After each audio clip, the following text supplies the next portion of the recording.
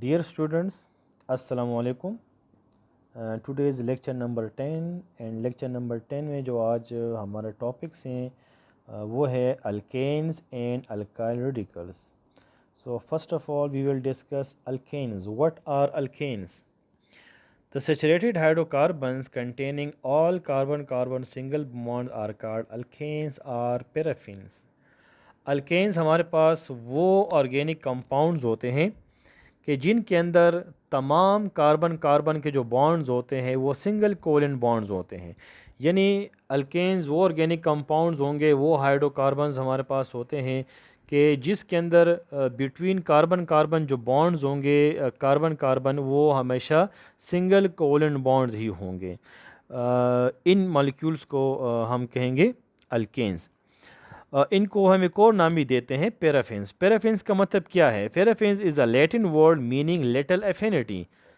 Since alkanes contain carbon carbon and carbon hydrogen single bond, therefore they have the little affinity towards chemical reactions, that is why they are called paraffins. ये paraffins का word हम क्यों use करते हैं alkane के लिए? इसलिए हम यूज़ करते हैं कि इसके अंदर कार्बन के जो चार इलेक्ट्रॉन्स होते हैं वो दूसरे एटम के साथ बॉन्ड्स बना चुके होते हैं। यानी कार्बन के चार इलेक्ट्रॉन है वो चार बॉन्ड बनाता है, तो डिफरेंट एटम के साथ वो चार बॉन्ड अल्केन के अंदर बनाए होते हैं। तो कार्बन के अंदर ऐसा कोई फ्री इलेक्ट्रॉन नहीं होता कि वो केमिकल रिएक्शन में हिस्सा ले। यानी कार्बन के अंदर जो वैलेंसीज हैं वो कंप्लीट होती हैं, कार्बन की बॉन्डिंग इसमें सिंगल कोवेलेंट बॉन्ड के ज़रिए कंप्लीट होती हैं। तो केमिकल रिएक्शन में अल्केन जो है वो हिस्सा नहीं लेते। They are inert in nature. हम कहते हैं कि alkanes are inert in nature. ये इनर्ट का लफ्ज़ हम क्यों यूज़ करते हैं? इसलिए यूज़ करते हैं कि केमिकल रिएक्शन की तरफ इनके जो एफिनिटी है, जो रुझान होता है अल्केन्स का टुवर्ड्स केमिकल रिएक्शन वो बहुत ज़्यादा कम होता है। और वजह यह है कि अल्केन के अंदर कार्बन के जितने भी इलेक्ट्रॉन वैलेंस शेल में होते हैं वो तमाम के तमाम ऑलरेडी बॉन्ड्स बना चुके होते हैं। तो बाहर से कोई एटम आकर केमिकल रिएक्शन नहीं कर सकता कार्बन के साथ, क्योंकि ऑलरेडी वो दूसरे एटमों के साथ बॉन्ड्स बना चुका होता है। तो इसलिए हम इसको एक और नाम देते हैं पैराफिन, जिसका मतलब है लिटिल एफिनिटी, यानी रिएक्शन की तरफ कम रुझान होना। अब ये हमारे पास सैचुरेटेड हाइड्रोकार्बन है। हम इसको सैचुरेटेड हाइड्रोकार्बन क्यों कहते हैं? तो अगर आपको सैचुरेशन का टर्म का पता हो तो आप लोगों ने डिस्कस किया था क्लास 9 में, अगर आपको याद हो, जब आप सॉल्यूशंस का चैप्टर पढ़ रहे थे उसमें आप लोगों ने सैचुरेटेड और अनसैचुरेटेड डिस्कस किया था। तो सैचुरेटेड वो सॉल्यूशन होते थे जिसमें मज़ीद सालूट डिज़ोल्व नहीं होता था। ठीक है, तो यही टर्म हम यहाँ पर यूज़ करते हैं सैचुरेटेड हाइड्रोकार्बन। जहाँ पर सैचुरेटेड हाइड्रोकार्बन की बात आएगी तो उसमें अल्केन का नाम आएगा। तो अल्केन हमारे पास सैचुरेटेड हाइड्रोकार्बन है। अल्केन सैचुरेटेड हाइड्रोकार्बन क्यों है? इसलिए हैं क्योंकि कार्बन के पास जितने भी इलेक्ट्रॉन होते हैं वो 4 इलेक्ट्रॉन जो है वो 4 डिफरेंट एटम के साथ उसने बॉन्ड बनाया होता है। तो इसलिए ये दूसरे जो एटम्स होते हैं वो कार्बन में ऐड नहीं हो सकते। यानी अल्केन के मॉलिक्यूल के अंदर दूसरे एटम ऐड नहीं हो सकते आसानी के साथ। उसकी वजह यह है कि कार्बन के जितने इलेक्ट्रॉन होते हैं वो ऑलरेडी बॉन्ड बना चुके होते हैं। तो दूसरे एटमों को अंदर आके उसको रिएक्शन करना उसके लिए इतना आसान नहीं होता। तो अल्केन जो है नॉर्मली वो इनर्ट रहते हैं, नॉर्मली रिएक्शन नहीं करते, इसलिए हम कहते हैं कि they are saturated. General formula जो है अल्केन का क्या है? CnH2n+2। जबकि इसमें ये जो n है ये नंबर ऑफ़ कार्बन एटम को शो करता है। मिसाल के तौर पर अगर आप n की जगह 1 पुट करते हैं तो हमारे पास आएगा CH4 मॉलिक्यूल, जो इसका पहला मेंबर है, मीथेन। ठीक है, इस तरह अगर आप n की जगह 2 पुट करते हैं तो हमारे पास आएगा C2H6 मॉलिक्यूल, जो अल्केन सीरीज़ का दूसरा मेंबर है, जिसे हम कहते हैं ईथेन। ठीक है, तो जनरल फार्मूला को यूज़ करके हम एक कंपाउंड बना भी सकते हैं। ये 3 एग्जांपल आपको देखें, उसका स्ट्रक्चर फार्मूला देखें, मीथेन, ईथेन, प्रोपेन। और नीचे जो टेबल आपको नज़र आ रहा है ये अल्केन के पहले 10 मेंबर हैं।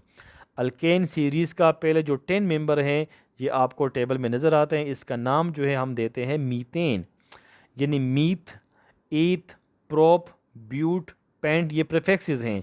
और आखिर में अल्केन का ANE हम लगाते हैं, ANE।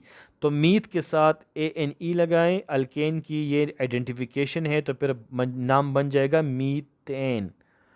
इस तरह ईथ, ईथ के साथ आप अल्केन का ANE लगाएं आखिर वाला, तो बन जाएगा ईथेन।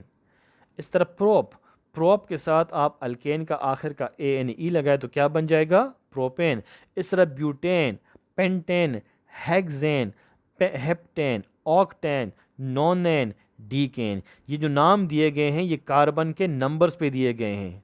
अब जिसमें 5 कार्बन के एटम है पेंटेन, पेंटा, 5 कार्बन, 5 पेंटामीन, ये प्रीफिक्स है, कहते हैं 5 को पेंटा 5।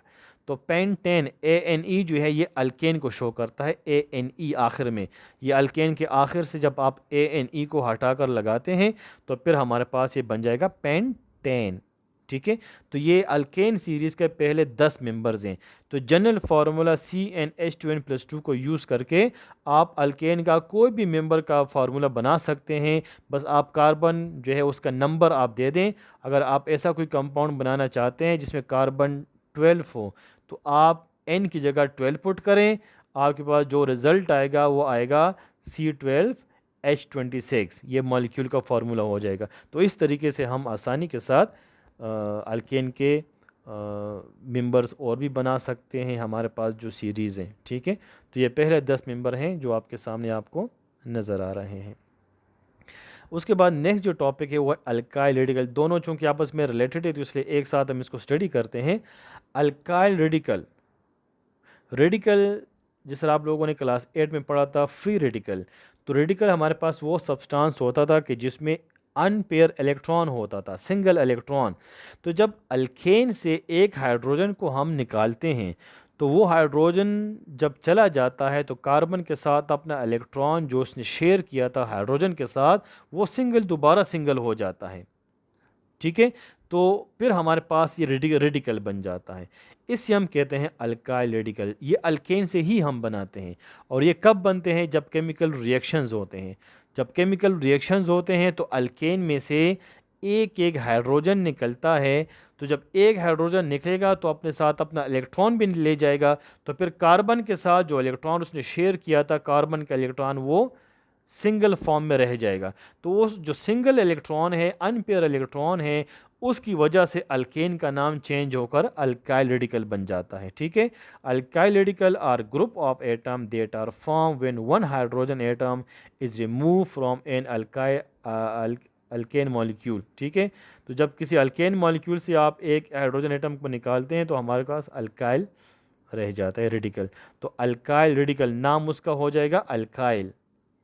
जिस तरह फॉर एग्जांपल, अच्छा इसके जनरल फार्मूला, पहले इसके जनरल फार्मूला देख लें फिर हम एग्जांपल लेते हैं। जनरल फार्मूला है CnH2n+1। अल्केन का जनरल फार्मूला क्या था, CnH2n+2। तो एक हाइड्रोजन को निकाल लें तो आखिर का जो 2 है वो 1 रह जाएगा, तो CnH2n+1। ठीक है, और n क्या शो करता है, नंबर ऑफ कार्बन एटम। हम इसको रिप्रेजेंट करते हैं जनरल एक्सेंबल से डैश R।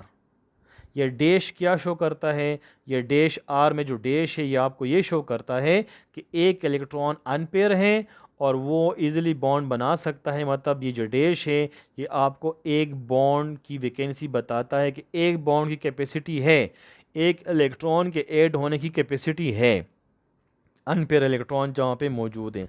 अब हम इनको नाम कैसे देंगे, naming an alkyl radical. Alkyl radical are named by replacing A and E of the corresponding alkane by YL.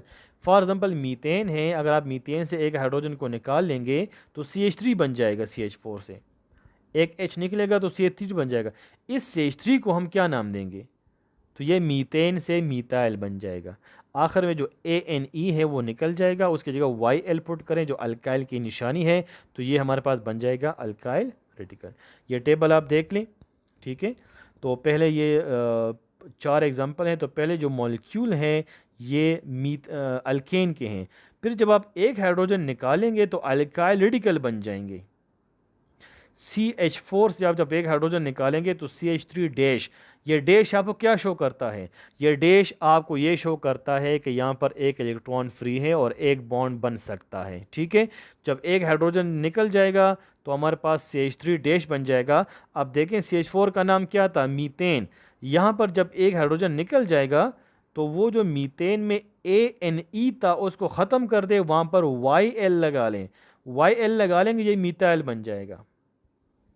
इस तरह ईथेन है C2H6, एक हाइड्रोजन निकाल दें C2H5 डैश, तो वहाँ ईथेन से ANE को निकाल दें और YL लगा लें तो ईथाइल बन जाएगा।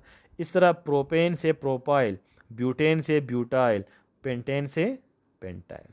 सो दीज आर अल्काइल रेडिकल। और ये कब बनते हैं ये हमेशा याद रखें, जब केमिकल रिएक्शंस होते हैं तो उस टाइम पे हमारे पास ये फ्री रेडिकल बनते हैं और ये रेडिकल फिर डायरेक्ट किसी और एटम से रिएक्शन करके हमारे पास न्यू कंपाउंड्स बनाते हैं, खासकर जो फंक्शनल ग्रुप्स हैं उनके साथ रिएक्शन करते हैं। ठीक है, सो लास्ट में आपके लिए होमवर्क है, how alkyl radical are form from alkane.